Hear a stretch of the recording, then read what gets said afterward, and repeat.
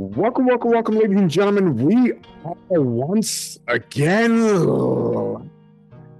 down here in the Bear Cave Studios for another episode of OTBS on that Bill shit. With me, your host, Freddie Aloso, with my brother, Biggie Mafia. What's going on, bro? Yo, what's up, bro? Yes, E Diddy is gone. There's no more baby oil in the background. No more robes. No more. It is what it is. But forget that. Diddy's probably tucked away in his cell right now. With you know what? I'm not even gonna go there. We're not gonna go there. We're not gonna start that. So listen. I know some of y'all are asking, who is this brother that y'all got on the show today? Like, who? I know y'all keeping this guest trend going, but who is this young brother? No, this is not my stunt double. I know he.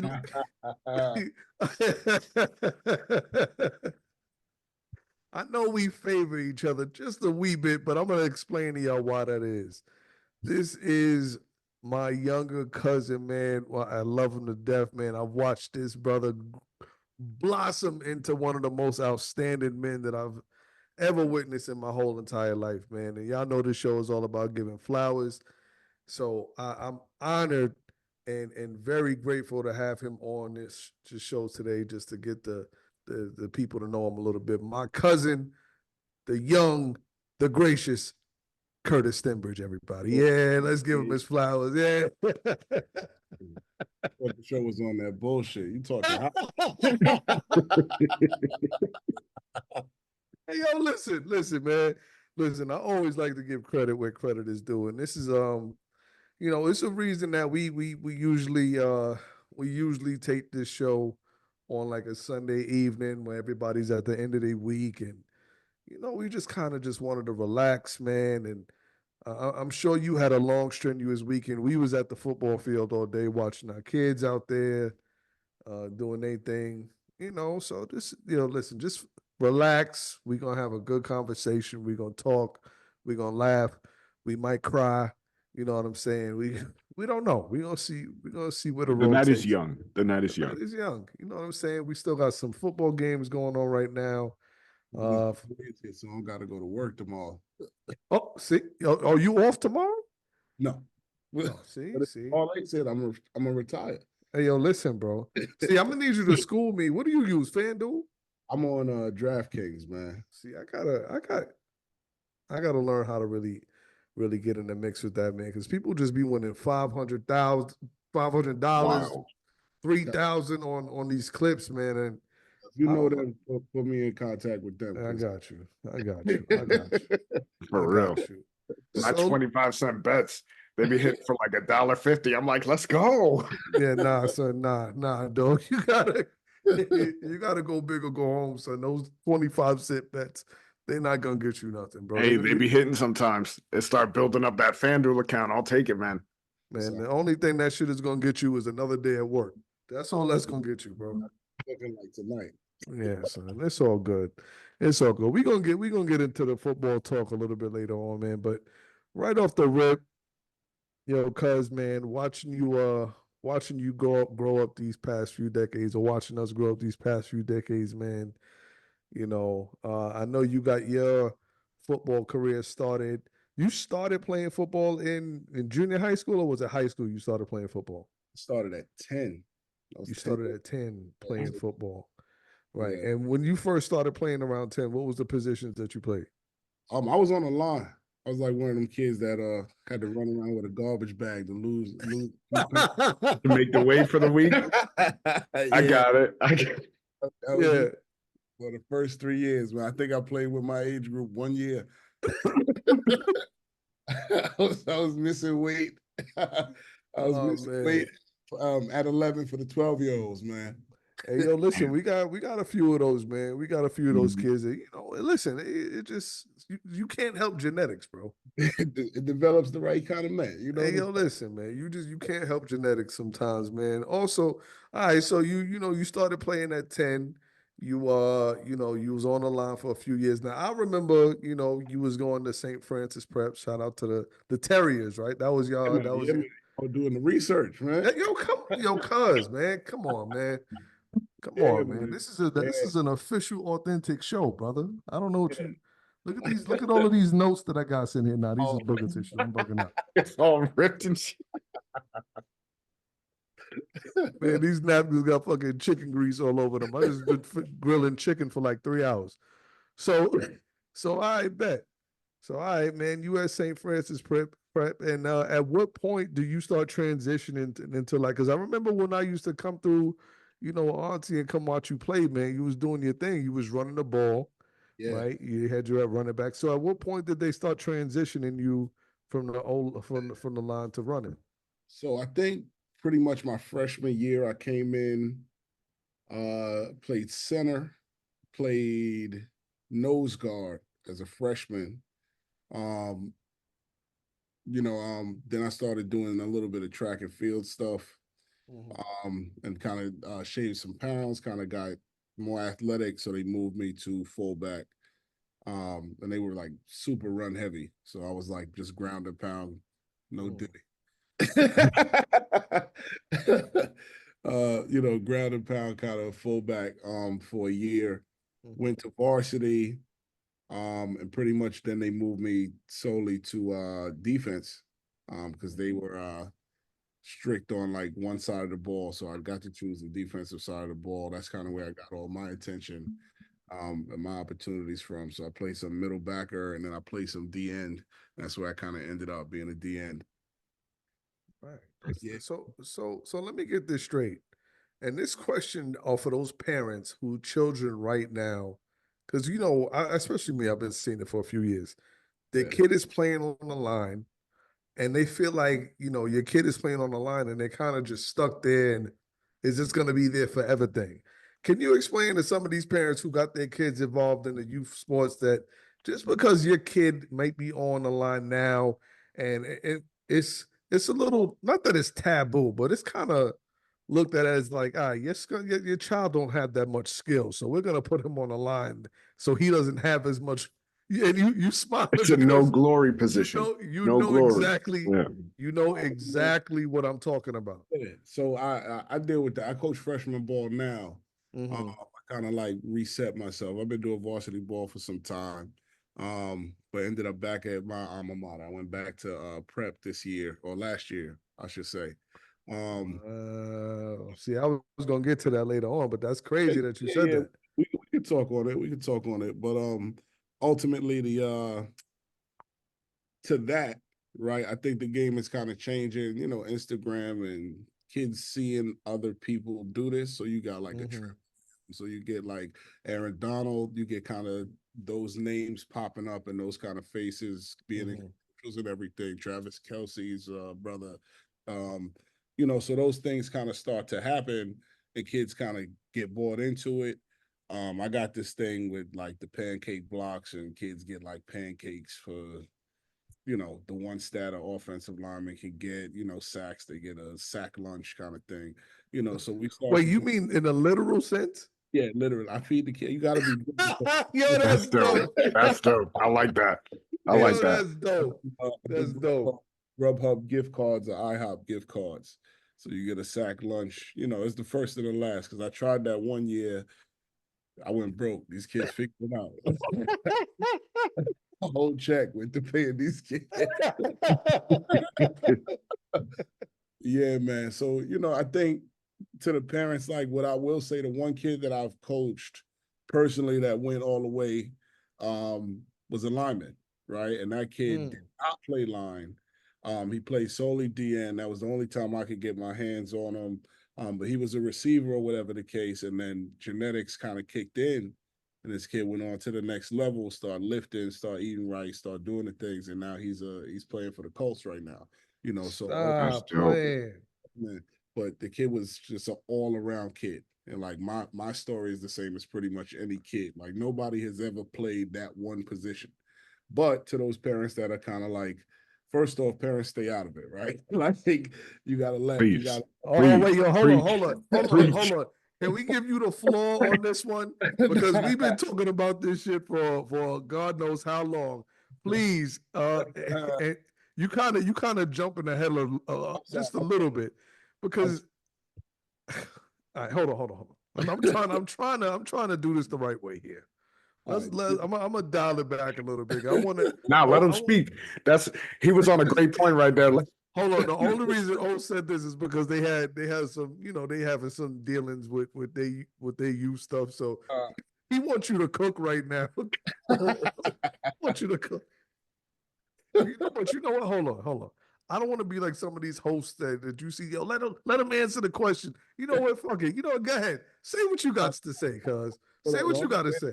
Only thing I'm saying is this, right? Like a parent trying to coach is literally like trying to come in a classroom and teach, right? Like you send your kid to school to learn, right? You send them to a certain environment to get the things from that environment that you sending them for, right? So if you sending a kid to be coached, right? If you were a coach, then you wouldn't be sending them to me, right? You paying this person or you working with this person to get your kid right? Like, and it's one thing if you are a coach, right? And then we can have high level conversation about what your kid is going through, right? That's a different case. That's a different scenario. If we saying, hey, this is what this kid has been working on for 5 years before I brought him to you, and I see him regressing, he's not hitting those benchmarks to get where he wants to go. That's a real conversation. And that's a conversation I can have with a parent. But if you're like, yo, little Johnny is not playing, because we not winning, right? Or you playing because we are winning, right? Like, little, Yo, real talk. As a parent, like I know you come out and you want your kid to get all the glory and everything. I think what gets missed, especially in that sport, is in football. Like football is going to tell you who you are, right? Football is very fast. If you're that guy or you're not, or if you're that person or if you're not, right? So I think a lot of the time when I've run into parents trying to interject, like the kid is going through a realization of who they are, what their identity. And you stepping in, it's kind of like, we call them like helicopter parents. You're trying to save this kid from the realities of this world, right? You don't got to be the best football player to get something from the experience. You don't got to be on the field all day on Saturday or Friday night to get from this, right? There's guys that played behind me and they're Division I athletic trainers, right? Like they making the bag. They coaching pro, lifting or whatever, right? And they took from the sport or being on a team what they were supposed to take from it, right? So that's what it's all about. So and football's messed up. A high school kid gets 32 games at best in their career, right? Like how much can you get from that? It's not basketball, it's not baseball. We got one game a week, right? And that's right. That's if everything goes right and you're competing on average with 40 other guys for a position, right? Like realistically, everybody's not going to get that glory. Everybody's not going to get what they want. The sport is supposed to teach you to fight for what you want, right? So if your parent got to step in, then what are you teaching your kid, right? As a coach, I'm going to develop every kid. I develop my scout team more than I develop my starting team, but that's because I want the kids on the field to be the best, right? Look, truth be told, you get what, $80,000, $90,000 to go to practice in the pros too, right? And you can't name every kid on a college roster, but they're there to serve a role, and I think that's kind of what the sport is supposed to teach. So as a parent, if you don't understand that, you really need to just kind of ring that bell and scream, like that's just your role. Support your kid, So, listening to you say that, man, it's crazy how you're articulating it, right? And so I'm pretty sure you can agree. You are saying exactly what needs to be said and hopefully what needs to be heard by some of these parents, especially like on a level that we kind of see it, especially with kids of a much younger age. You talking about ages ranging from like 7 to 12 years old. And I think especially when you got parents and kids at these ages, it's even more of a, they take it as even more of like of course they're taking it personal because it's their child, but I think they're taking like more of like an umbrage on like, just wanting to be there and have every little intricate, they're living vicariously through their kids. Right. And it's unfair to the kid because they're not at that level where their parent thinks they're at. Yeah. And it doesn't mean they can't get there, but there's a process to it. And if Yeah. you're not going through the process, you can't skip to the front of the line. Not in football. It's not, that's not the sport. It's dangerous for you. If I put you in, you're not ready, or you're not the kid, right? Like that, then You can we get have hurt. a conversation, right? Then the parent is like, how did you let this happen to my kid? You know, I told you this kid wasn't ready. Like that's Listen, like, man. it takes I might It's have told true. this. I might have told this one or two times on this platform, but I remember it was, I want to say last year, we had surprised my son. So Tyreek Hill had a football camp up in the Bronx at Cardinal Hayes. Yeah. So we took him to the football camp. And, my son has been involved with football for a handful of years now up here in Orange County, New York. And, they have their way of doing things up here and they have their way of playing. So we get down there to Hills Camp and whatnot, and it's starting. You seeing this kids from all over the city. You got kids from Long Island. You got kids coming from Jersey, and mind you, it's not packed out. I'm going to say it was maybe like 100, 150 kids at best, right? The kids are there, and they're doing all of these drills, right? So, they started doing 1v1s because that's what the kids love. They love Right. doing the 1v1 they love doing it. Mason lines up across from this kid who's a DB, right? The guy who's, the QB that's set for that little, section snaps the ball, and the DB jams the shit out of Mason. I'm talking about tossed Mason out the club, dog. Like picked him up and said, "Now you got to go." Like he got him out of there. And the look on my son's face when he did it was like, "This isn't football. Like this is football." And it was at that moment that I started to realize, like, there's levels to this. There's levels. Many levels. Many. Yeah, man. Like we have one kid on the team that he plays for now that's just like you know how you got those kids that you could just tell they reach puberty at a different age than other kids. Like you could just see They got it now, that like second speed. yeah, you know what I'm saying? Like you got that one kid that looked like he got that magic star from Mario and he's just all over the place, right? And like I told my son, I said, listen, you got to realize we're in New York, we're up here. He's a phenomenal kid, phenomenal player, right? Down south in Georgia, there's 12 of him Well, on one team, right? 7 of them sitting on the bench. In facts, in Texas, where them kids, they don't got no video games. They don't even got lights in their house.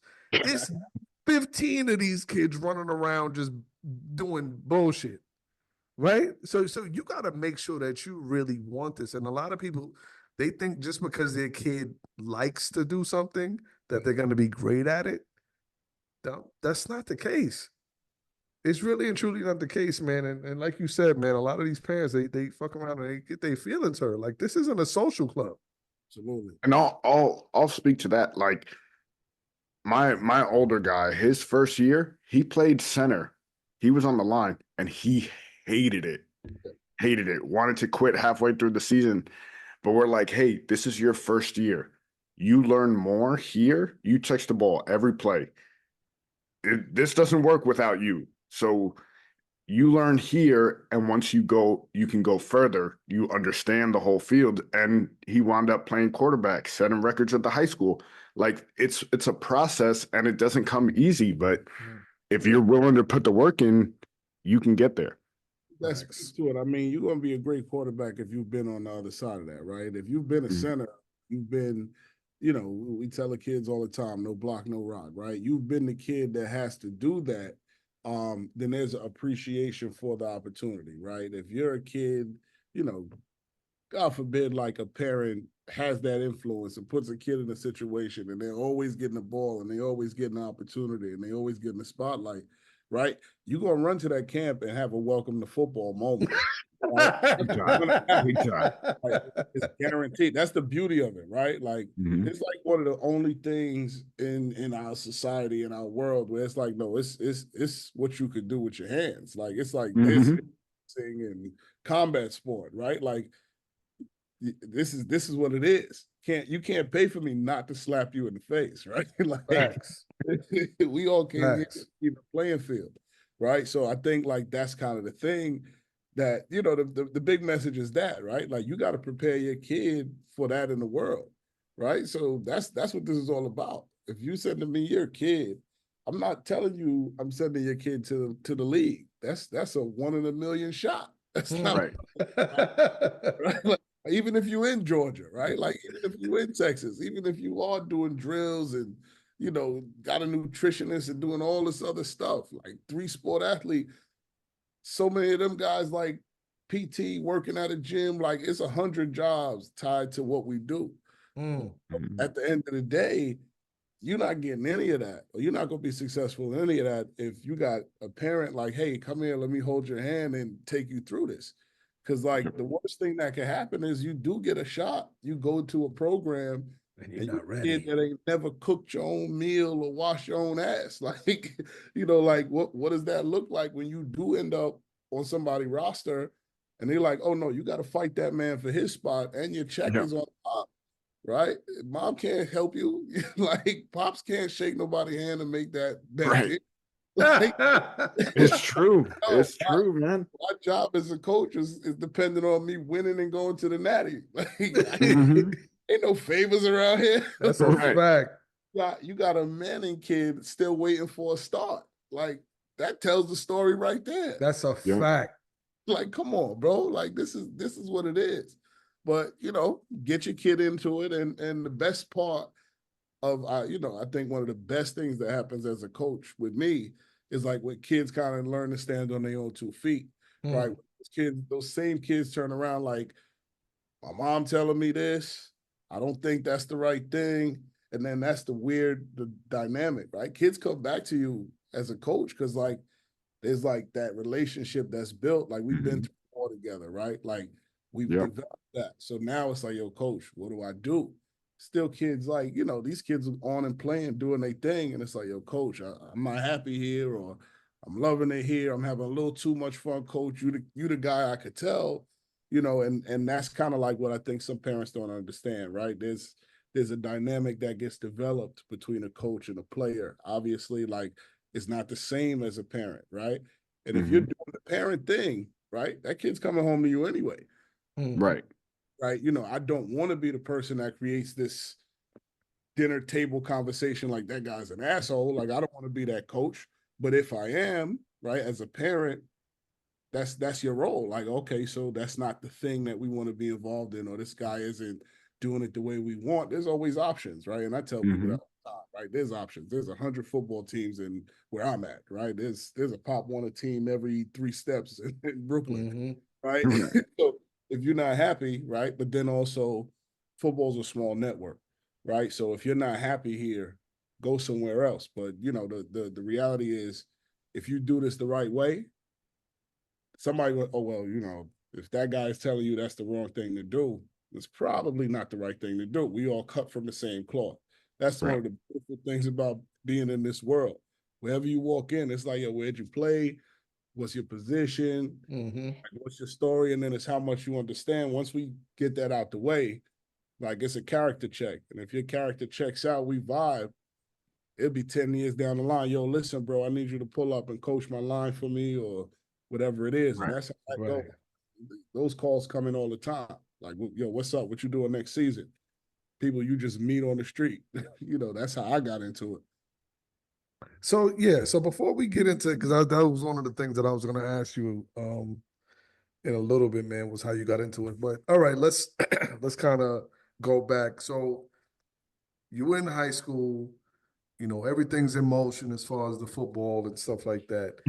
At what point, or if in any point, do you start realizing, all right, I'm gonna help this take me to further my college education and what was that last year of high school like for you? Yeah, so it's interesting because the cat out the bag. I didn't play college ball, right? We're all was on the table, like went through the whole thing. I did the visits. My dad and my grandma and my parents took me in the car. We went up for the place. What are some of the schools that you was able to go and see? I got an offer from Wagner. sat in, they kind of had me in like one of those group deals. Like they were trying to get pretty much all the captains from my school. So we sat down, had to talk. Hardwick we were talking about that a little earlier. Hardwick was one of the offers. Like a lot of like the smaller SUNYs, Buff State, U Buff, and pretty much just like another school, St. Lawrence, was like a super rich school up there. But pretty much just a list of schools kind of started rolling in. My heart was set on going to Hampton. The HBCU thing, like I was really trying to do that. When I went for a conversation with the coach, I was undersized. He had an All-American kid, and like that's the reality. Like it's a business. If they don't see you in the system, you don't fit. He's like, yo, you're gonna have to bulk, another 20 pounds to play DN for me. You could play linebacker, but the linebacker here is an All-American. Like he's the real deal. You're not gonna really have a shot right now. You'd have to wait X amount of time. And then in our recruitment class, like this is where you fit. We ain't giving you no bread. And obviously at the time, my parents was like, well, if you ain't getting no money, you ain't going. You ain't going. Smart. Yeah. So I mean, pretty much that's how it kind of like came to a head. I got offered, I was kind of set going in like the upstate New York direction. They were giving the most money and the most opportunity. I think I got like 3 or 4 full rides to like Division twos up north. And then I went on the visit to Hampton with my mom, and we just had a good time that weekend. And I was like, yo, this is it. Like football be damned. I just want to go to this school. That's what it's going to be. And we just so happened to run into the band director. And the guy was like, yo, if you could play, like send me a tape of you playing. So I went home, and this is kind of like what the football thing teaches, right? Like went home that weekend. Like we went on like a Friday, Saturday. By like Monday, I like started practicing, getting my audition shit ready. I sent it to him maybe like Tuesday or Wednesday, and that's where I got my bread to go to school. But just like the dedication, like that idea of like, nah, I gotta outwork everybody. Like I gotta get this done. And that's how I paid for school. Like it was a music. Dope. So you got to college and got through college on a musical scholarship. The drumline thing, man. Dope. The drumline thing, man. And it's crazy because like it was a running joke when I was in school. I'm playing the bass drum. Yo, that's gonna be a pick. Fans like, yo, they play it cover 2. Like, like they cover 0 right now. Why they cover 0 on the 50? What are they doing? Like, I'm and I'm like looking around like, who the hell am I talking to? Feel like no one's seeing this right now. Nobody seeing. I used to be standing up. The whole band is sitting down. They talking. I'm watching the game like, yo, this is not good. Yo. Yo, that is hilarious. That's hilarious, bro. You sitting there looking at the game. You pretty much on your Tony Romo shit, the shit that he doing now. I'm analyzing. Yo, this is that's crazy. They don't see the corner over the screen. They setting up the screen. I told y'all they setting up the screen. Fly the bumblebee. Fly the bumblebee. Shit, let me grab my shit.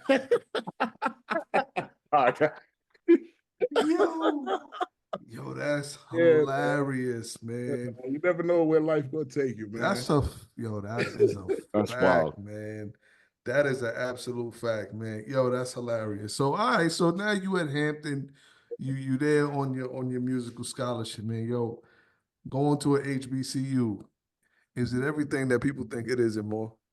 Yo, I think the best part about an HBCU is everybody around you is like you. Like that's the biggest thing, right? Like, and I'm a advocate of sending my kids to HBCUs simply because, like, I'm for a good part of my year or most of the seasons I'm coaching, I'm in Brooklyn, right? So kids are in Brooklyn, and while Brooklyn is diverse, New York is super segregated. Like, facts. You are with people who are like you most of your life. So to send somebody to a place different from home, right? Like for the first time in your life, you ain't gonna have no money, right? Like, and I coach girls as well, right? I coach track and field. So like I tell the girls all the time, like, where you gonna get your hair braided? Fellas, where you gonna get a haircut? It's true. It's true. It's the realest thing. If you go visit a campus and you ask somebody on campus, how's the food? They say it's nasty, don't go there. If somebody tell you, you know, you go there like, yo, where could I get my hair braided? Where can I get a haircut? And they like, if they don't say in the bathroom, like because homeboy down the block or homegirl next door is doing it for like $25, $40. Like if you can't find that, it might not be the place for you because you're gonna have to figure that out. Right. So those are the things that I think are like the intangibles. Like as far as like that aspect, yeah. But then, you know, on my college campus, my experience, like I played for Obama twice, like, you know, like I met like Wow. these hip hop artists, like, you know, like that's experiences like you're not gonna get everywhere, right? Facts. Like, so it has its caveats, like, you know, it's not nowhere is perfect, but you know, also when you graduate, the network is kind of like if I wear a t-shirt to the airport, somebody gonna say, "Oh, what's up? I'm class or whatever," right? And like that HBCU code, right? Like everybody talking about Hampton B. Howard this weekend, right? Like Right. that's the vibe, and it's like a world that you might not quite get if you're not part of it. So it's something that I tell kids a lot of the time, like you'll see yourself in the people that's there, right? Your professors will be from where you're from, right? Like you'll run into somebody from New York, even if you're in Florida, right? And they'll be like, "Oh yeah, I used to live in Hollis. I used to live in Springfield. I used to live in Rosedale, whatever." Like you'll run into that. If I go to LSU, you know, it's Yes. 120 kids in a room. The professor's never there. Like that's very rare on a HBCU campus, you know. And then yeah, it's a good time. Like it really is. So, all right, and what year was that when that you were in Hampton? What years were those? Yeah, I was in Hampton from. I always go from Obama being elected, so 2008 to 2013 because Okay. had a good time. Hey, So, yo, listen. Hey, listen. It's all good. So I'm going to tell you, this is why I asked this question, right? You were there from 2008 to 2013. yeah, So you said what you just said, right? Like you don't, a lot of the HBCUs, you have people that look like you and all yeah. this other stuff. Do you think that that has changed drastically now in this day and age? And the reason I ask is this: if you, I'm going to give an example. You look at Deion Sanders; he's out in Yeah, Colorado. yeah, If you look at his team, yeah, it's mostly brothers on the team, and they in Colorado. yeah, And you turn on the TV and they're playing Nebraska. Even Nebraska, they got dudes that look like they from East New York yeah, in fucking Nebraska. yeah. So do you think the That's landscape? Do you think the landscape has changed quite a bit? you know the thing is the sports landscape never changed. Like sports is like that place where, like I said, like color be damned, like Yeah, money the be cream's gonna rise. yeah, like the best is gonna play. So like you hear these stories all the time, right? But as far as like on a campus, who wants to go there? Yeah, like figures like Prime changed that landscape, right? People kind of learned about that secret, right? So you got a campus that's live, it's a lot going on. It has like all these celebrity ties and big money ties, and you guaranteed a job at this, big firm or whatever, because you go to this school.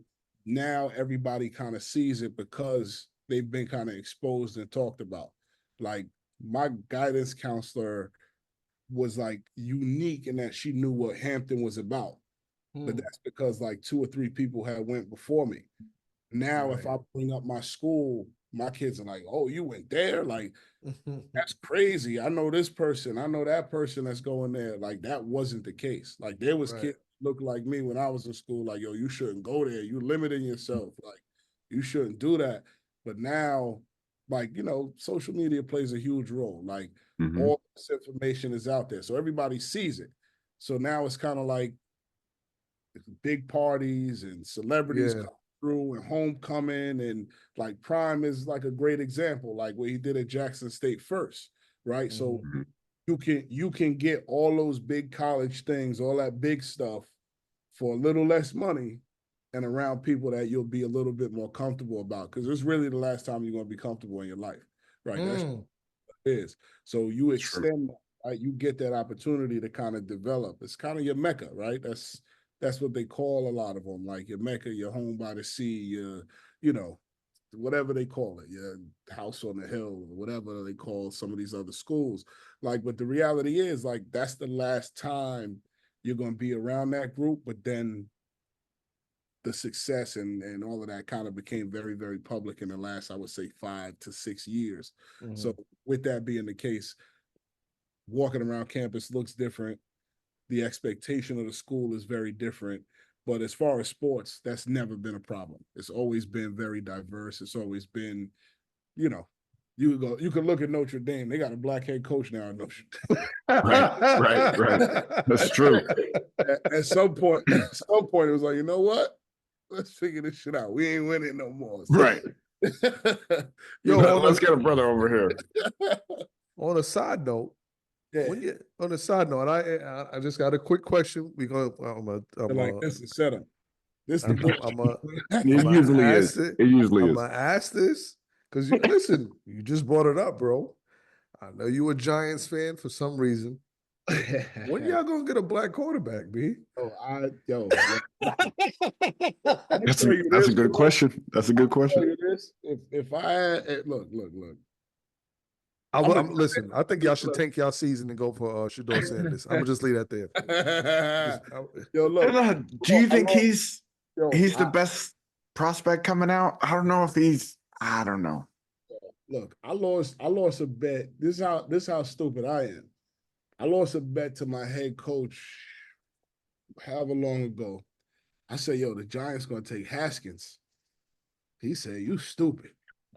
He said, you stupid. The Giants ain't taking Haskins. I say, yo, they got the pick. He's the kid. They need a quarterback. I'll bet you a steak dinner they take Haskins. He a Jets fan. He like, all right, bet. So, yeah, I had to take him out. It ain't happened, right? But, yeah, so, yeah. Answer to that, I don't know, bro.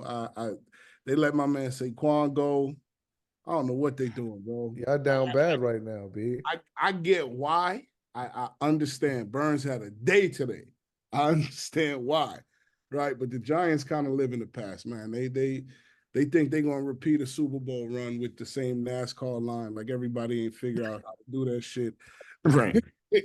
Like like I feel like Eli was the last guy that's gonna go in the Hall of Fame doing what Daniel Jones does now, right? Like because they have much the same in their build and their mentality. Oh my God, I said that, bro. I said you said it 2 weeks ago. You said it 2 weeks ago. Still, I mean, but you this is a game, right? It evolves, so you can't win it with the same formula, and that's the issue. Like, he's not a bad stat guy. I'm not a fan. Let me be very clear. I'm not a fan of Eli, right? Like, not when I'm watching Donovan McNabb and like these people come out just running around the field and making the game exciting, right? Right. Even when you look at like a Brady, like he's not super cerebral, like he's just in a system that really worked for him. Did the right thing. They let him get his two, right? They set him up. It's nothing you can do in this game to set a Daniel Jones up to do it. Like it's nothing you can do now to set that guy up. Because even the best offensive linemen in the league got mobile quarterbacks behind them. Got guys that's going to hit and can throw it on a rope literally at a 90-degree angle. Like we've seen it happen. So that guy up in Buffalo does that, right? Yeah. No, don't get me wrong. They did everything right. Except we need Allen. We need Allen down here. Y'all got to put the team back together. Y'all know. Look, the Jets. The Jets put Hack and Rodgers together. New York got the bag. They need to do what the fuck they need to do. I'm sorry. No, it's good. When you guys fired Dable, At the end of the season, we'll bring him back to Buffalo. No, that's Right. not The gonna OC, happen. and we'll run it up. No. The only team in New York really got fired for their head coach is the Jets. Jets don't do it. They in trouble. Hat gone. Rogers gonna probably take the whole organization. They just gonna hand it to him on a silver platter because if they don't do it this year, Who you want? yeah, that's how that's gonna go. Salah whole salary is just going to how they bring these guys in, how they fly them on the jet and take them to a club somewhere. That's what's going to happen. He don't even like Salah. It seems like right now. Yeah, he didn't even want to hug him. Yo, you saw the clip, right? He didn't even want, like, what kind of shit is that? Yo, back, you know, back 2, 3, maybe a month, well, last week or two of the preseason, I took my dad to the Jets practice. Mm-hmm. Yo, Tyrod is looking vicious. So if Aaron go down, bro, they still all right. And we had them. The job to your question. I was gonna say. Tyrod. And they let that. Yo, I don't know, bro. They don't want to win now. Yo, listen, Tyrod played against us. What was it, last year when we played? Last year almost beat us. Yeah, and almost beat us. So I just don't. It must be a misunderstanding because I don't understand. Nah, I understand it. nah, it's not a misunderstanding. It's a little different. Listen, man, I don't know. All right, but listen, all right. We're gonna touch a little bit more on the NFL in a second.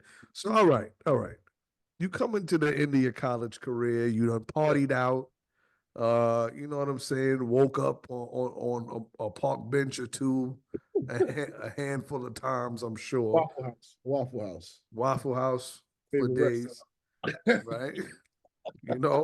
I get it.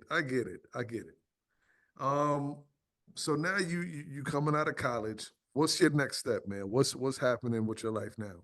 Yeah, so the crazy thing is, like, we were talking about this before, just like being in a community when it comes to this football shit. But I'm working for UPS. I get a call like right out the gate, like pretty much as soon as I get in to the city from my old high school. They're like, yo, you want to come back and coach throws? Because I threw javelin, shot put, discus as well. So they were like, yo, you want to come back work with the track team? Sure, I ain't got no money. Y'all got Y'all got a check for me? I'm in. That's it, right? So it's that and UPS and like and I would do UPS until like, early in the morning, late at night or whatever, go get something to eat. Don't go to sleep because I knew I'd miss practice. So then I'd go to practice at like 2:30 or whatever when I got off in the afternoon. And like one afternoon, I'm like sitting down eating. I come out of the USA Diner on Merrick, and a sanitation worker saw me with my St. Francis Prep stuff on. And he's like, yo, F St. Francis Prep. Yo, stop playing. What? Who you talking? Yo. Say, yo, what? Oh, and he's like, yo, no, I'm messing with you. Tell me who you are. I see that. I just gotta say that, yo. I went to Holy Cross. I said, oh, so the Crosstown rivalry or whatever. Yeah. So chop it up. This is a guy on a sanitation truck. I kid you not. You're picking up the trash or Merrick.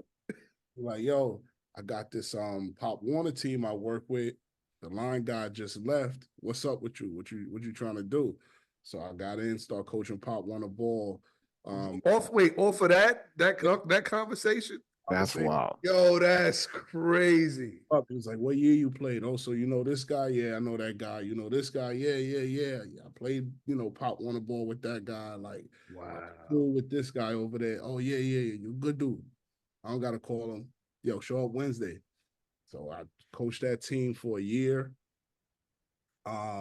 Yeah, they went to, the big thing is to go to Florida with the Pop Warner kids now. Right. So that was when I was that bubble league. So it was just starting up. I coached line for him. That team went to the bubble. They went to Florida. They competed. They did really well. That was like a 10-year-old team. And then I got the call pretty much like, hey, if you want to stick around at the prep, we got a job for you. You can come and work out with us, see where you kind of fit in. And I'm young, I'm working with track or whatever. But then I got my first teaching job. So I had to turn it down because it was in Brooklyn. And that's kind of where I ended up working with this Brooklyn team. that program was transitioning. The head coach was there, but the JV coach had left. And it was pretty much just like, yo, we're not gonna have a JV program. I'm like, nah, I'm not gonna work in a school with no football. So I come to work. Like I know how important it is. So for a year, it was just like volunteer, grab kids. Like, yo, you want to play football? How old are you? You on my team? Oh man, That's crazy. I didn't lose more games in my life, bro. that's what I'm saying, oh man, because That's when the pitchforks come out, man. It was yo, Everybody listen, wants your head at that point. listen, you know what's crazy about you saying that just now, not to cut you off, because today, right, like we was there, his kids had his game today, then my son played with his division, and then we had our D3 game. D3 is what, like 12 to 13 or something like that. Yo, our D3 team played against Monroe Woodbury. Yo, the score was 46-8 going into the fourth quarter. Yeah. About 2 minutes into the fourth quarter, their coach said, listen, we're not coming back on the field. Really? And that was it. That was it, bro. Damn, I didn't know it ended like that. Yeah, it ended like that. And this crazy shit is, supposedly one of the reasons why Monroe Woodbury doesn't have kids that play like that is because most of the kids that competing went to the Pop Warner team. You know what I'm saying? So it's like now you got these handful of kids on the field who playing the ball going both ways. Yeah. They dead tired. It looked like they playing in mud. So like you saying that, I'm picturing this in my head. Like, damn, like I could only imagine you just got kids on the field that's they had 15 kids on that sideline for Division III. So they're competing with Pop Warner. You're competing with Modified at the high school. Like that's 3 different teams for fighting for the same kids. There's levels to this, man. Mm-hmm. But, I mean, yeah, that's how it goes, man. That's the state of the sport, man. Like we talked about this impact of social media and everything, man. I've had kids I lost to other schools on a trajectory to do what they want to do with me, end up somewhere else, and it's all love. Like every kid gotta learn their lesson. They gotta go through it on their own. Sometimes it works out for them. More often than not, it's not much different, right? Because like we said, if you're a dog, they're gonna find you wherever you at. Sure. Facts. Their job. People get paid to find a dog, right? So ultimately, like that's the state of the game, right? Like, and they get it from kind of. I used to blame the NBA, right? Because the NBA kind of started that super team. Yeah. Come over, my boy. Like, run it back. Like, you lost to us, so you might as well join the team or whatever. Or we just lost to y'all. And that I think that's when I first started like seeing it on a professional level for my generation, for my age. I'm 34, so like that it was like loyalty. Like somebody leaving the team back then, it's like, yo, you're off with your head. Was a traitor. Yeah, like, but I think I saw it firsthand. We lost a guy to another team or whatever as well.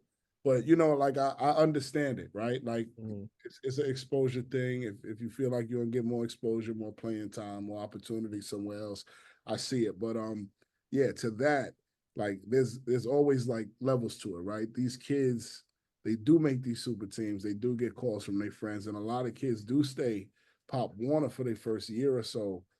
Like one, because they scared to jump into it. They've seen success somewhere, and that's kind of like, that's a real thing too. But yeah, man, that first year, I was dealing with that.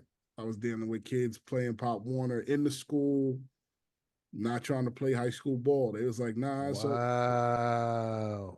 Ball, so I had to like rope kids in. I didn't play my first game until the second week of the season.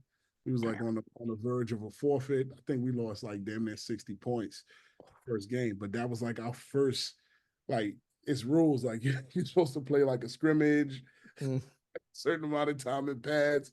Like that day we went out to play that game was the first day we could go out and play that game. Wow. My kids celebrated on scoring the first time like it was like New Year's Eve, 1999, bro. Celebration. Y2K didn't happen. Yo, They ran in the end zone. They scored. These kids looked at me like, "We scored!" You know, Be cool, bro. Be cool. We done this before. yo, not at all, bro. I couldn't even lie. I was hyped too, but yo, we got a penalty for celebrating. And Yeah, on the extra point. We didn't even get that crazy. But Yo, yo, that's hilarious, man. out That's of that hilarious. group, out of that group, I think I can count 6 or 7 kids play college ball. Never played before, but Yo, but look at that, bro. Look at that, man. yo, That's crazy. So, quick question. So, all right, you said like, this school, they didn't have a program. You essentially helped build it from the ground up. Do they still have that program running now? oh, so pretty much they had a historic program, but the school was changing over hands. So the varsity coach was there, and because he didn't have numbers, he pretty much just absorbed JV to make his varsity roster. Oh, gotcha. So the school coming in, I was part of the school coming in. Was just like, nah, like it should be JV ball. Like I knew if you ain't have JV ball, your varsity program is gonna die, right? Like it's what it is. So I ended up like walking out on the field, and for a day or two, I volunteered with him. And he gave me the green light, like, yo, if you want to try and pull this off, like, we'll support you. Like, we'll get you your equipment, we'll give you what we have. Like, you'll pretty much just get what would have been the JV stuff. So I just started grabbing kids out the hallway, like, yo, you look fit. What's up? You play a sport. One kid, I play cricket. That works. Come on. Yo, that's crazy. Kid that play cricket end up playing ball. Played DB in college for 4 years. Wow. Kid is a manager in the U.S. Open. Yo, Wow. Yeah. Yo, it's so much like great stories in doing this, man. It's rewarding, man. Even when you're not winning, every once in a while, man. That's what I tell the kids. You learn more from a loss, yeah, than you do a win. Yeah. A win, everybody's going to blow smoke up your ass and tell you how great you are and how much, how awesome you are, and you're going to make it to the pros. Yeah. But that loss, when the Yeah. voices get quiet and it's just you and the fam, and you got to understand what happened and reassess what you're doing and how you do it to make it better. Yeah. Yo, you learn so much more from that. Yeah, man. It's I kind of like have this mentality, especially in practice, right? You either win or you pretty much earn your way out of a rep, right? So if you lose a rep, you got to stay, right? Like that's just what it is. You got to find a way to win against somebody, right? So that's pretty much the same as if you take a L, right? It tells the type of man or the type of person you are. If you go back and kind of lick your wounds, like, yo, I don't know if this is for me, right? The real kid or the real guy, the real man says, yo, okay, that's never going to be the way I lose again. Like, and that's what it's all about. Like, if you can go back and watch film and say, yo, like, what did I do wrong? How could I get better? Or what's my next opponent and how do I figure out not to lose here, right? Like, that's what it's all about. The game is about watching film and analytics as much as it is about being physical, right? And you have to learn that aspect of the game as well. And that's like been dealing with the whole parents thing. Yeah. That's what they don't understand. Like they see you the 2 hours that you're out there coaching their kid. And that's fine.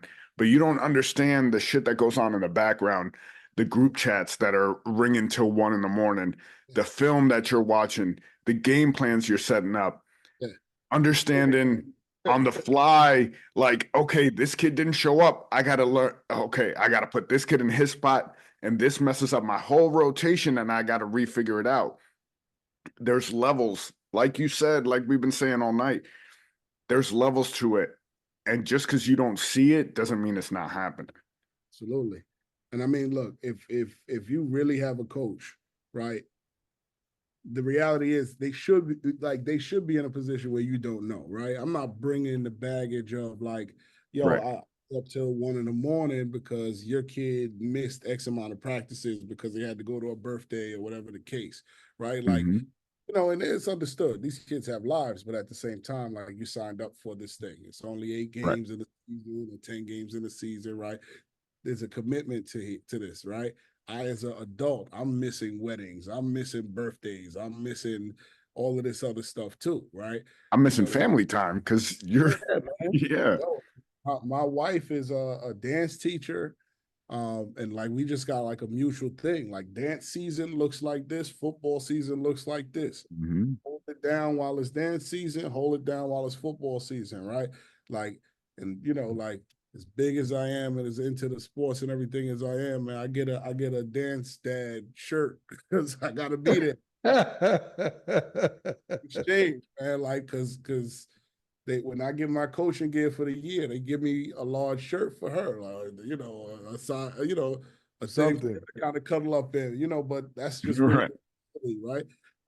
But like a lot of people, if you're not in it, you won't understand it, right? You're not going to clinics, like you're not building this, you're not calling guys like, and especially on a high school level, right? Like I come home and my over dinner, I might be talking to a kid. And then, I might be drafting emails to these collegiate coaches saying, hey, this is the kid, this is what's going on. Right. Like I'm doing that. Like I tell guys all the time, right? I don't go anywhere without sharing information. So if I want to get a kid into a school and I really want to work with them, like I'm gonna reach out to that coach and say, hey, listen, I've looked at your roster, and unless you're recruiting a kid that's these metrics doing X, Y, and Z, like I think this kid is a fit. And I'm doing that a year before, right? So I'm telling them like, yo, your cohort, whatever, right? Really consider this kid because I know the offense or the defense that you're running. I know the trajectory of what you're trying to do. That's part of what we do. So if I'm talking to a coach, one, if he's like, yeah, damn, like this coach did the due diligence, Right. like I actually at least give him the courtesy of a call, right? I'll at least give them the courtesy of interaction, right? And it's all about networking, right? Like some coaches just know them, right? They play ball for them or whatever. So there's a level to that. But then there's the level of like, as a coach, like for your kid, I'm telling you, don't go to that school because it's a dead end for you, right? Like you could be the kid that ends up in my shoes, right? If I went to this school solely on football, I'm not getting that spot. I can compete, but I understand. They told me straight up, and I had to take it like, yo, you don't have the size. You genetically are not a fit here. At that level. And as a man, you got to understand that. So I got to go another route, or I got to make the best out of the situation and pick up that drum or whatever it's going to be, right? Like, and as a coach, those are conversations you got to have as well. Sometimes I got to have conversations with your kid that are heartbreaking that you don't even know are breaking their heart. If you put trust in what I'm doing with your kid and we on the same team, it goes better. Like, right. 100%. Yeah. And we do it at a much less of a level than you do. Like y'all we're are at the 9. it ain't more or less. The level of coaching, like y'all dealing with kids, man. Y'all shaping what these kids become. And a lot of times the parents don't know that, right? Because they're gonna tell you and deal with you a different way, right? Yeah. Like I'll get They're the not script. seeing the conversations you're having with them on the field. And like you're telling them, hey, let's not play with dirt right now. Let's focus on this play because I'm gonna put you in and I'm gonna need you to understand, hey, I'm gonna need you to crash this gap or I'm gonna have you go up and block this linebacker. Like you got to know all this, but if you're playing with dirt, it makes the job that much harder because you're not focusing. And it's all these studies about like when the kids are playing with y'all, 9, 10, 11, 12, like outside of football, everything in their life has a different order, right? Like kids do better during their season. That's a fact, right? Like, and that goes to 5, 6, 7, 8 years old because I know I got to have my stuff together and be in a mental space to do what coach is telling me to do. So kids do their homework before, right? Or they come home and homework more efficiently, right? Like kids want to be around their friends when they're playing at their age. So they do what they need to do. If they realize friends are outpacing them, right? This is the first time it's like, yo, like I'm not the biggest guy around. I need to do something to become bigger or stronger. Like kids learn that in this environment. You can't learn that unless you got 5 older brothers at home and older siblings. Like So it's real. Like especially like a kid that if they're playing in dirt, it's probably because they don't have like that social cue at home. He's like, yo, what are you doing? Like, why you playing in dirt? like, yo, focus right now. Yo, so like Oh I'm man. filling the gap. Y'all giving them that environment. And that's huge. Mhm. Yo, I can And only it's okay imagine. for these kids to feel like they need to step it up. Like my little guy, he played with the kid that's on E's team right now, who's a fucking gazelle and has, Yeah. you know, but he came home one day and was like, yo, I want to be there. I Yeah. want to get better. And having gone through it with my older guy, you're like, hey, and that's good. Yeah. Now we know what we need to work on. And if you want to get there, this is how you get there. There's Yep. work to do. You Yep. can't be sitting on Fortnite all day because that ain't making you better on the field. Yeah, absolutely. Absolutely. Yeah. And I mean, that's like $1 million lesson, man. Cause if I'm, even in like in life, like Mm-hmm. I tell the kids all the time, right? I joke, I got high school kids. So I'm like, yo, if you want to be the best in anything, you got to be working at this more. Like you want to Right. get the girl everybody going after, you got to have your stuff together. Like you got to be more on top of the game. You got to stand out. You want a starting spot, it's the same thing. You want a job. When you walk in, you got to have a demeanor about you that says, yo, y'all need me, right? One of the kids I coached some time ago was like, yo, the team don't like me. I was like, yeah, so you got to make them need you, bro. Like, Right. that's what this is about, right? You know how many supervisors and people you're going to have around you that don't like you? Yeah, good. Get used to it. It's the world, baby. That makes life easy. I know we don't like each other, but you need me, right? Right. Like, good. Facts. I'd rather be needed, right? So put yourself in that position, right? Develop Mm-hmm. yourself here to understand what it takes to like separate all that emotion sometimes, all that other stuff, right? We got a task at hand. Let's go after it. Let's get after it, right? In this rep, in this game against this kid you're never going to see again, right? Like, be that kid. Mm-hmm. Yo, I It's can the only truth. imagine like what it is that you've seen over the years and the thing that you've been through and the conversations that you must have to have with these high school players, because we got it with the young kids now.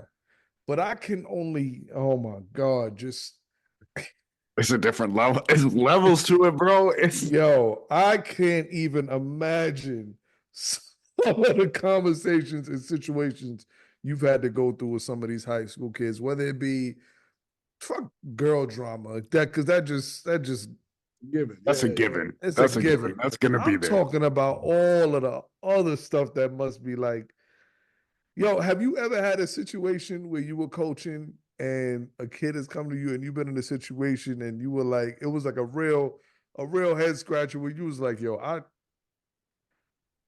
don't know I'll how to get back deal to you with this. tomorrow on this. Yeah. Yeah.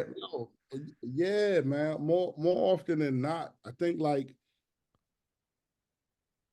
you gotta like stop every once in a while and be like, okay, like football coach, like mentor, Mhm. some of these kids like uncle, like what role, what hat am I gonna have on in this conversation, right? And I think that's where it gets like, not that you don't necessarily have a response, but you got to realize like at times a kid is coming to me with this information or this dilemma because they don't You have no, really don't know.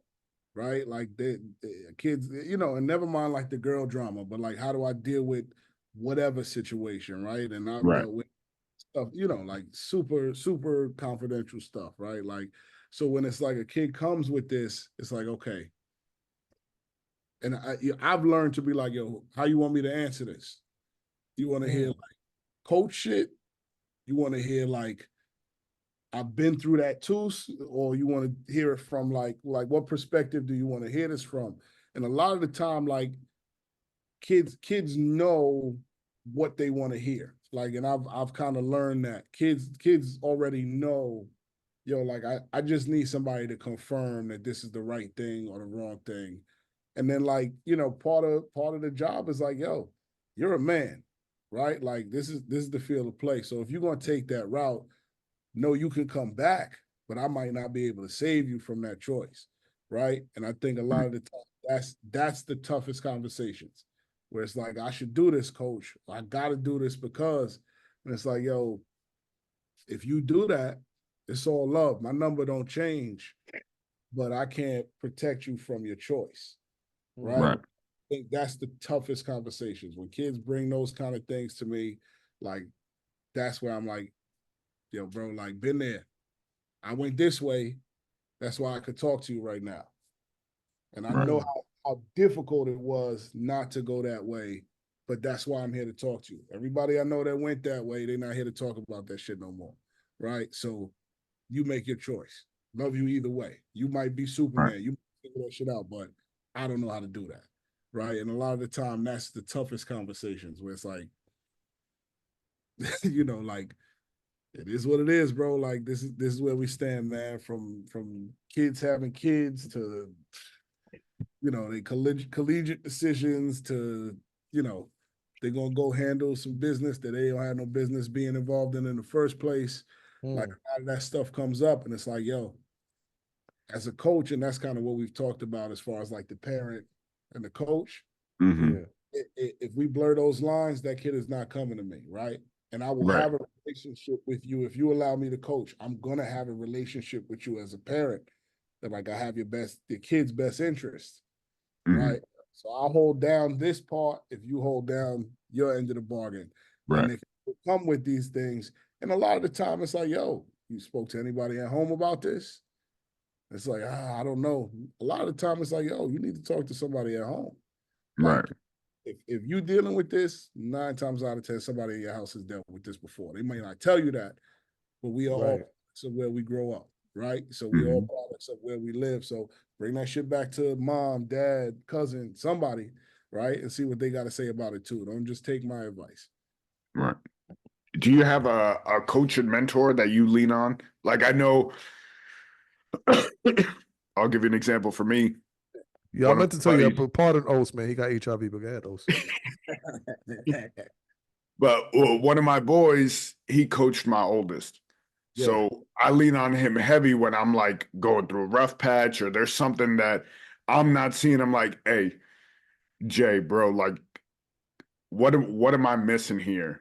How can I readjust and get on the level, which mind you, it's been beyond helpful because he showed me different aspects of how to connect with the kids, how to understand it, how to make it tailored to them.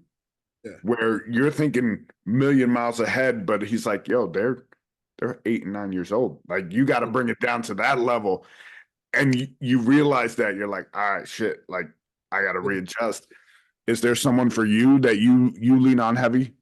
Yeah, man. I think I have a few, man. I'm blessed, man. I have guys that I played with that have taken this like super far, so I pick their brains. I'm blessed that they still pick up the phone even when they in like these high profile gigs. Like, and I can get them on the phone most of the time within a day, right? So pretty much believe it or not, my varsity team, there's like 6 or 7 guys that are doing the Division I route on some level. So I'll always pick their brain about how to support kids that want to go that route. When it comes to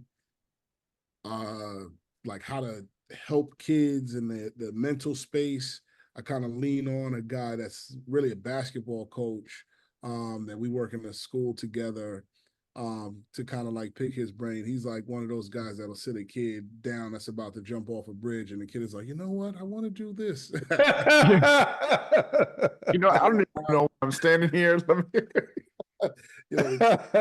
It'll be like, I'm ready to do it. After it's done, he's like, yo, I think I can be the president of the United States. I could be. I can do it. I can do it. I don't know how I lean on him. When it comes to the X's and O's, man, I'm super humble. Like if I get beat, if I see something that I don't know what that is or how that works, like I'll tell the guy straight up, like, yo, that was great, man. What is that? Like, so Mhm. I think that's the beauty of the game. Like, the game evolves every season, every week. So, 9 times out of 10, for me, a guy that's not willing to kind of dialogue, right? Because I want to beat you and you want to beat me, but I want to go into combat with somebody who's level-minded like me, right? Right. If I say, yo, like, what are y'all running, man? What is that? Like, what's some of those wrinkles? Like, we already did this. I'm not gonna see you again, or I might see you again later on. You should be enhancing what you're doing anyway. But what was that? Right. So I'm that guy. Like, I'm that coach that literally in the line, shaking hands, good game, good game. Yo, is that y'all running the RPO, but y'all doing that a little closer to the triple, right? Like, y'all running that a little bit more traditional, right? Or I see this is the wrinkle that you're doing. You truly RPO. Is your kid actually reading? Is he reading the end at this level? Like, how'd you get your kid there? What drills you Right. got? Like, and obviously nobody gives everything away, but yeah, man, I clinic every year.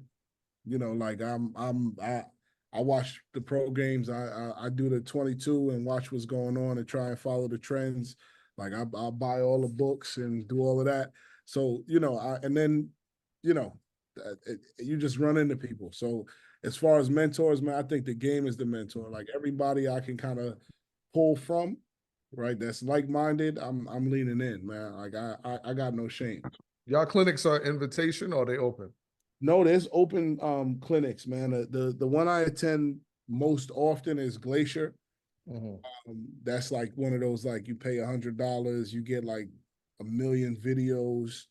There's pop one of guys that do it all the time. Great networking opportunity. Go to Atlantic City, you can go to Vegas. They do it all over the country. You go, you do a little weekend. I've met like pro coaches. The thing I said where I give kids pancake gift cards and everything, that came from the Tampa defensive coordinator. He was Wow. like, my guys make millions of dollars, but guys have a good game, I give them a payday bar, and they lose their mind, like they can't. That's They, dope. he was like, yo, it's a coaching mentality. So you pick up these little nuggets, you pick up this stuff. But yeah, clinic, man, clinic is fun, man. It's a way to, like, know where you are on the pecking order. If you walk in and you're like, yo, I know this, then you're good to move to the next thing. If you walk in and it's like, yo, I never heard this before, you know, that it creates that space, and guys are willing to share in that environment. So that's that. And then there's the level of, like, taking kids to camp and everything. So if you put kids, you know, you go to the Rutgers camp or whatever, because that's local. Mhm. Up there, you guys, I guess, would be like Syracuse, I guess, is close. Now I've done I actually have it here. That's funny. So I'll put his name out, but I Yeah, got yeah. Yep, his yeah. Rutgers football tag with his. Yep. So yeah, you go to that's like a great one. I've done that. Mhm. They're one of the least expensive ones, which was great. Mhm. You go to like the Rutgers one, the GAs and the players kind of run it, and the coaches are kind of just like floating around, and Yeah. it's all love of the game. So you say, hey, yo, listen, like, why do you do this drill? Why do you do it like this? What does this all kind of get for you?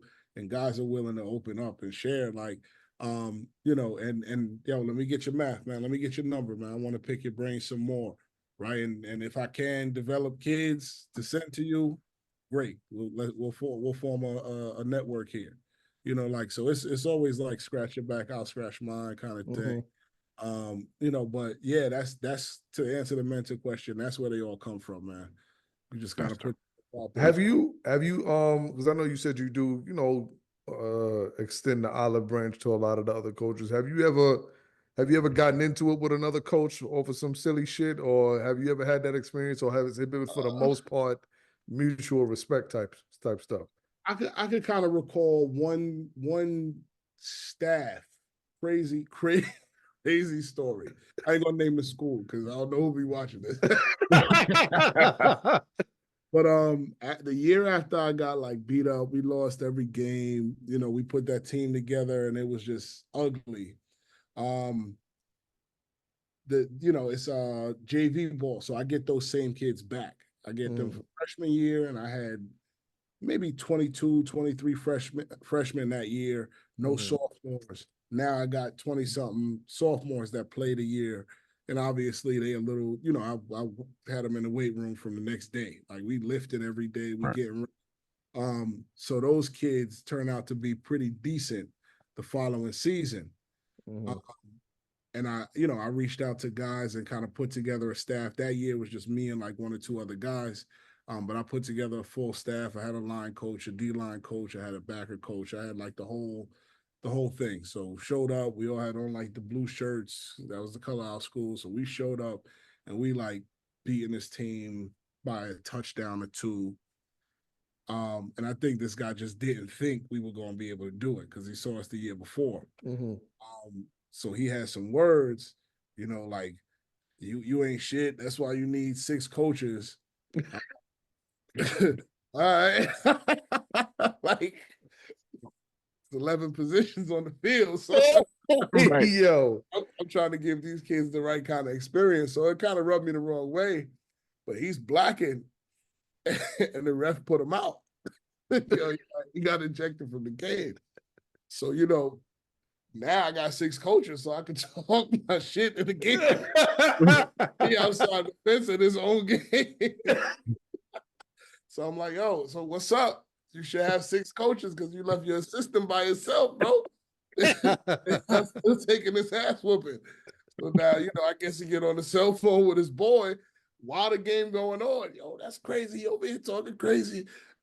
Okay. Like, so, we get to the point where, courtesy is I should be putting in my seconds. I should be putting in my second string kids. We about to start the fourth.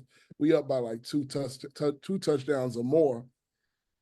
And the other guy start blacking. And it's like, yo, it's the fourth quarter. Like, watch your mouth. We still got Right. We're gonna run this shit up now. Like, chill out. Yeah, it didn't go well. So by the end of the story, both of them is out the fence. Oh my Damn. God, man. Damn, bro. The athletic director had to come back. I tried to keep my composure, outside a little bit, like, yo, you wilding out. Yeah. My kids, we got on the bus, and my kids was like, yeah, coach, let us off the lead. Like, Let us go, coach. We ready. so we on the bus, and they start talking crazy out the window. I'm like, chill. Like, Yo, listen, and you in Brooklyn? Yo, Yeah, listen, yeah. That shit could go left immediately. Real quick. I get the whole email to come talk to the athletic director. What happened? They filed a complaint against you. I'm like, yo, look, this guy had a problem with me having 6 coaches. That's all I know he had a problem with.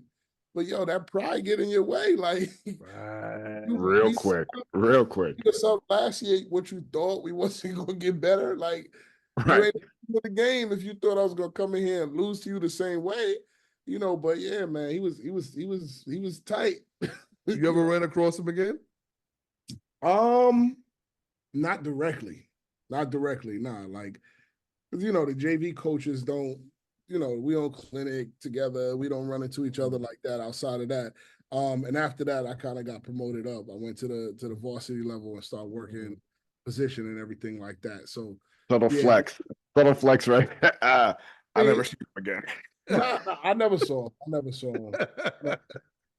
But yeah, man, that's how that goes, man. If you do what you're supposed to do, you typically end up in a different position every year. That's Facts. that's Right. on a high school level, that's the scary part, man. Like, or whatever level. If you do the job right, you're not gonna stay in the same spot.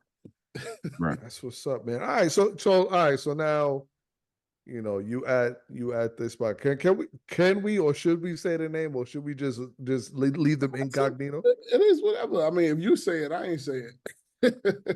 So this was and correct me if I'm wrong, this was a Sheepshead Bay High School? Yeah, I was at Sheepshead. Yeah. Okay. And then you went from Sheepshead and you went directly back to St. Francis? How did that work? I was at Sheepshead for had to be about 10 years. Wow. Almost 10 years. So what went on with Sheepshead is pretty much kind of like I said, like if you're doing it the right way, if you're a student of the game, you want to put yourself in a position to kind of grow, right? Where I was at with Sheepshead, things were going well. We went to the semis a couple of times. I was working with guys that are really strong coaches. And pretty much what it was kind of turning out to be is like you sit in the offensive room and it's like, yo, we all saying the same thing. We all think the same. Like we all watch the film. We coming up with the same ideas. Like, you become one mind, and it's kind of like anybody could do anybody else's job. Mm-hmm. I had been there for a certain amount of time, and I had turned down a lot of different chances to kind of move, and I had been getting a call from different places, and I'm like, you know what? These guys are doing the things right. They're a little younger than me. I don't want to be in their way. I'm not the stifling type, right? Like this ain't my bread and butter. I ain't going to no collegiate level. Like that's not what I want to do. I'm secure in what I'm doing outside of this. So I was like, you know what? Like it'd be good for y'all. And then like this coaching shit takes a lot. Like, you got family at home and everything. And it's like, you know what? The varsity thing and what was going on, the kids were doing well, the kids were kind of like transition. I'm like, you know what? I'll be around. But I also was offered the head coaching job for track and field. Like, you know what? That's I had been kind of juggling both, and the track and field kids were kind of getting the short end of the stick. Because I was ending my season damn near December. So I'm like, you know what? Yeah. Football, have the opportunity to kind of do it, a little bit lighter. It's not varsity ball, right? So I can go help out, be a position coach elsewhere because they won't let me step down here. Like I'm not going from OC and assistant head coach and all of that to a position coach. Like they're not going to allow that to happen. It just wouldn't happen. It don't make a lot of sense, especially when there's guys that can do the job. So let me go help out, where I came from, give back to where I was involved with, but at the same time be able to fully invest in track and field, and that's kind of what was my driving decision because, the track and field is a whole different beast. It's a whole different set of responsibilities. So, and I saw a lot of talent there that was getting the short end of the stick because you go to the playoffs, that's December. They got meets going on, and I got a playoff game. Like you can't Right. You can't fully focus. Yeah, you can't serve two. So, and that worked out. Like the track team is doing really, really well. The football team is doing really, really well. Where I'm at, I'm invested, and I can support, a program that I have. Like that's really true to the heart, right? Like they gave me everything that they could when I was there. So it's only right to go back and support that. And it's just convenient that it's not a role that takes away from what I'm doing elsewhere, right? I can go over there when I'm available and help out, and not cheat my kids on the track and field side. It's funny, you see a lot of coaches that will do football and track and field. Yeah. Like we have a local coach down in Rockland that we know. I don't know if you know him, Coach Delva down in Spring Valley. Like this guy, has some meets, yeah. He does the track and field and he runs the varsity program. So he's Valley is like the Tigers or the Bengals or something like that, right? Yep, the Bengals. Yes, sir. Yeah, we see him every once in a while for sure. Yeah, real good dude, Coach Delva.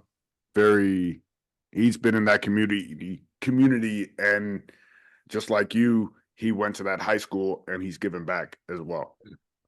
Yeah, man. You that's like the dream to kind of go back where you came from and kind of like try and elevate, try and like contribute. And that's like, that's kind of rewarding in itself. And on the side of track and field, like,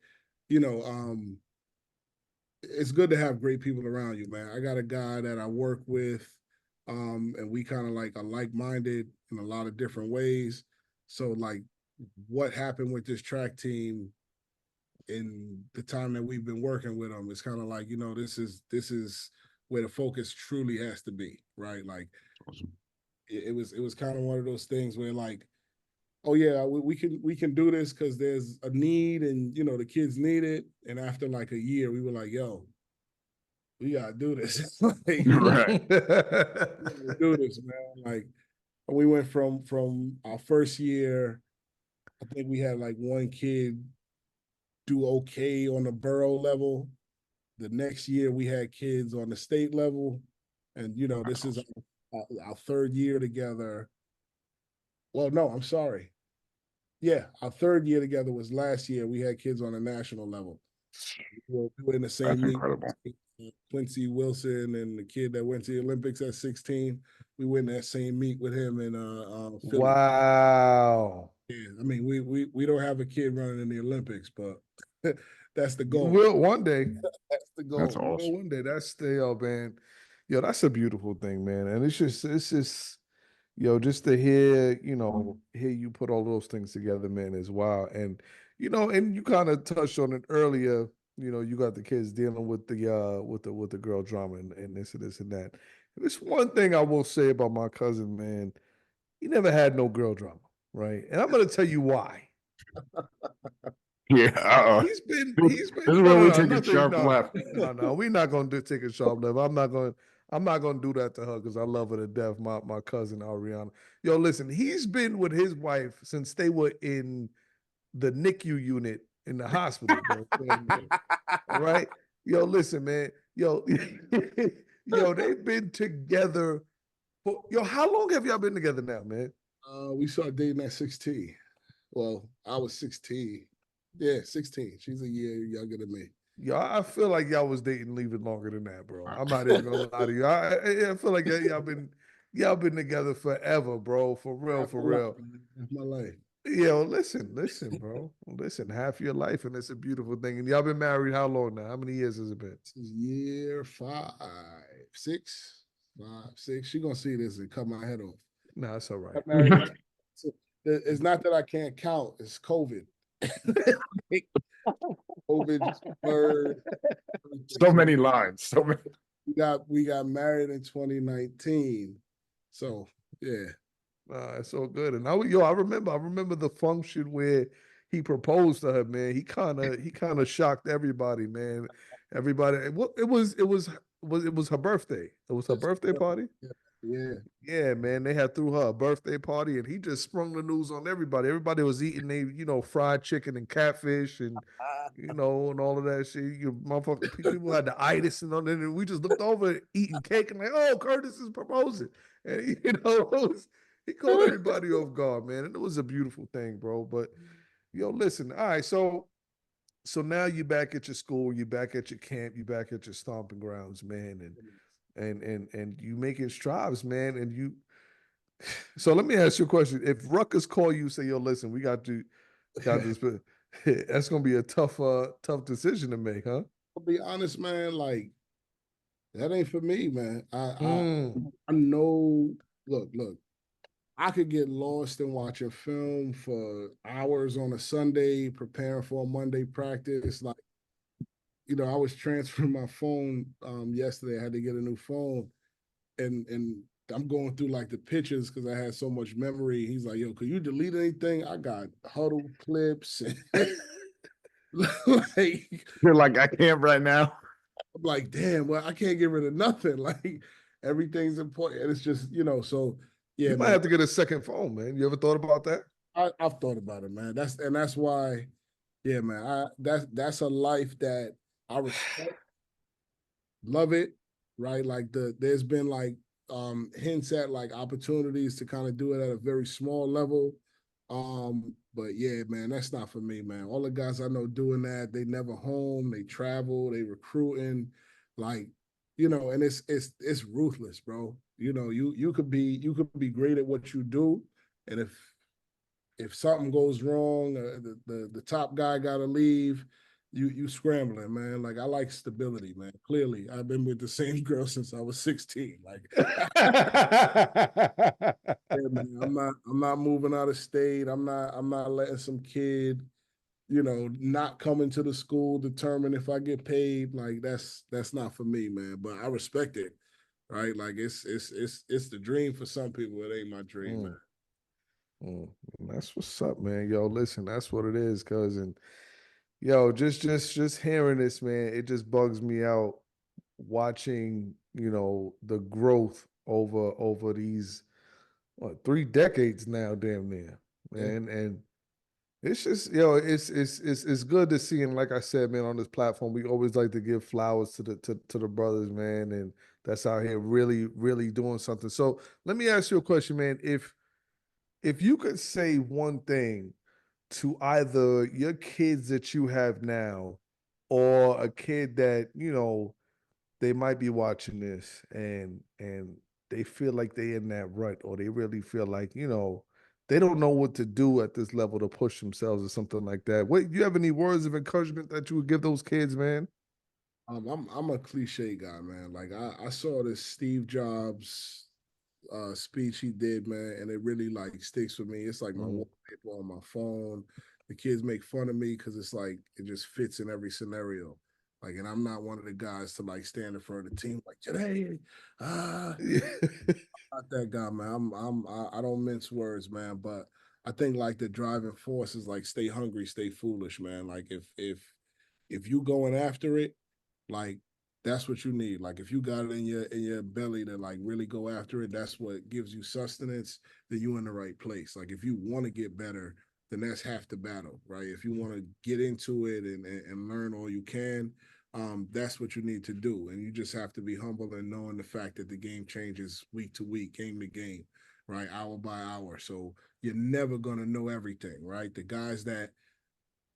Brady's and the Mahomes, if you will, the Brett Favres and the Rodgers and these guys that are like known for being so cerebral and being able to play ahead of their generation is simply because they study and they stay in film and they find every opportunity to learn and they realize that's their advantage, right? Like, so I would say just stay after it, stay hungry, and then just be humble and knowing that you can learn from any situation.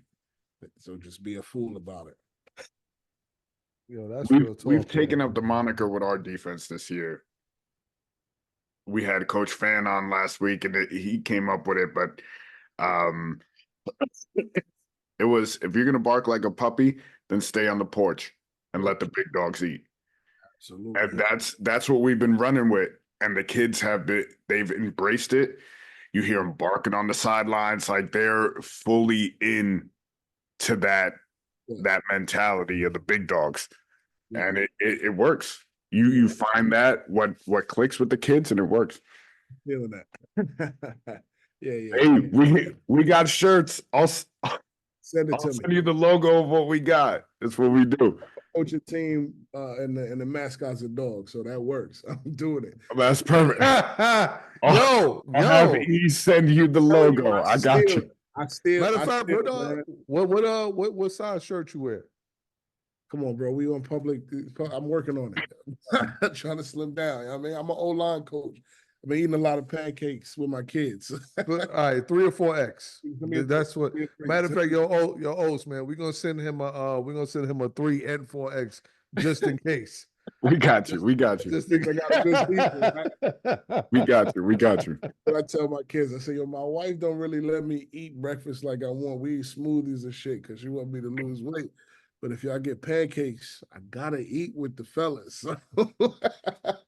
Yo, listen, if you really trying to lose weight, man, I'm telling you, you really ain't got to do much. Cause you already know, man. We we got the same genetics. That's all I'm gonna say. The only thing you really got to do is that intermittent fasting. I'm telling you, that shit works. It works. It really does. Just do that, and you don't even got to work out. Yeah, I hear you. If you could not eat till 1 o'clock and eat between 1 and 6, and you can eat whatever you want for now.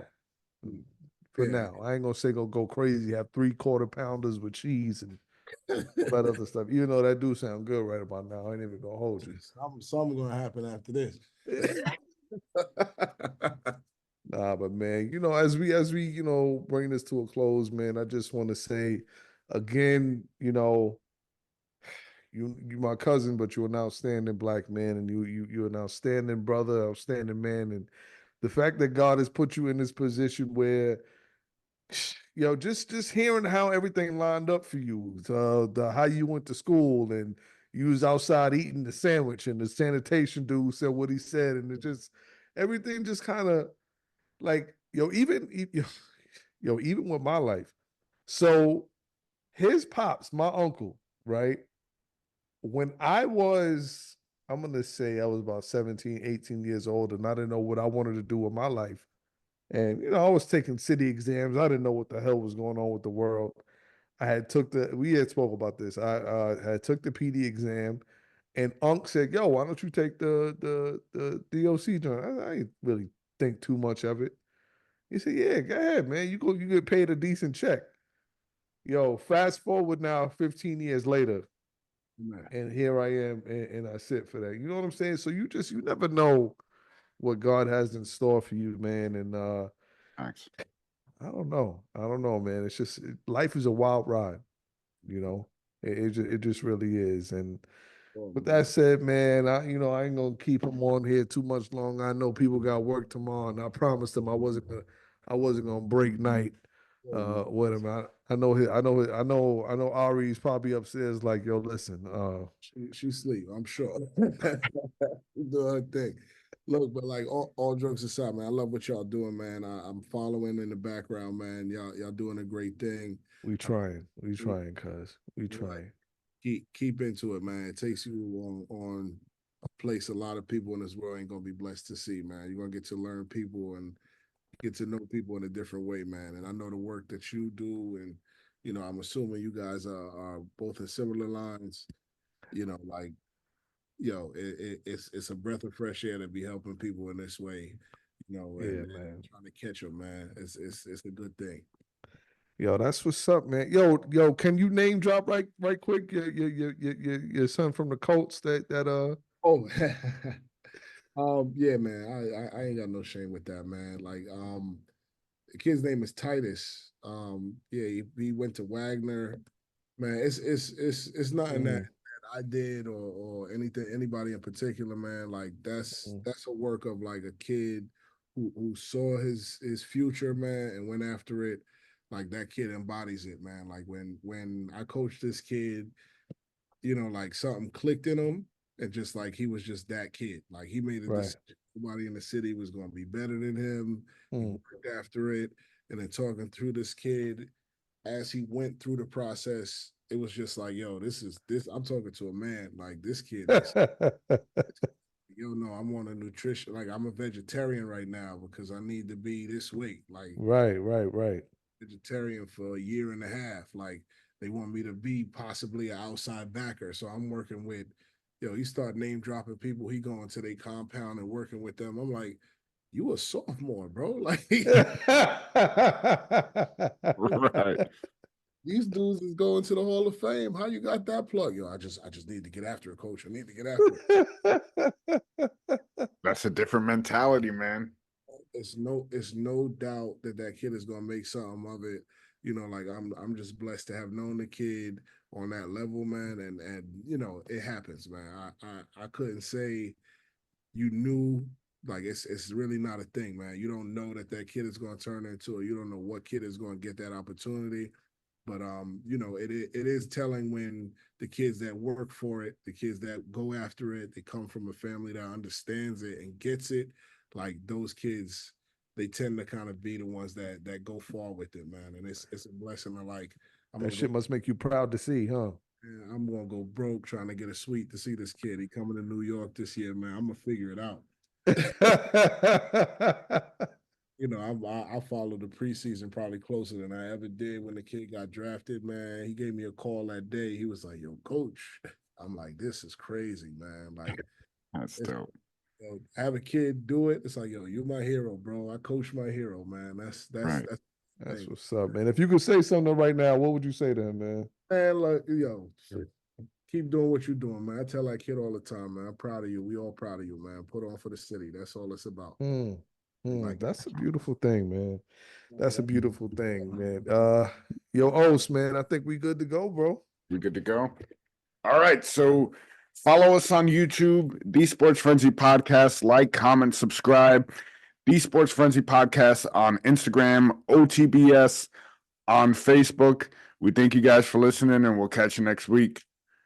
Peace.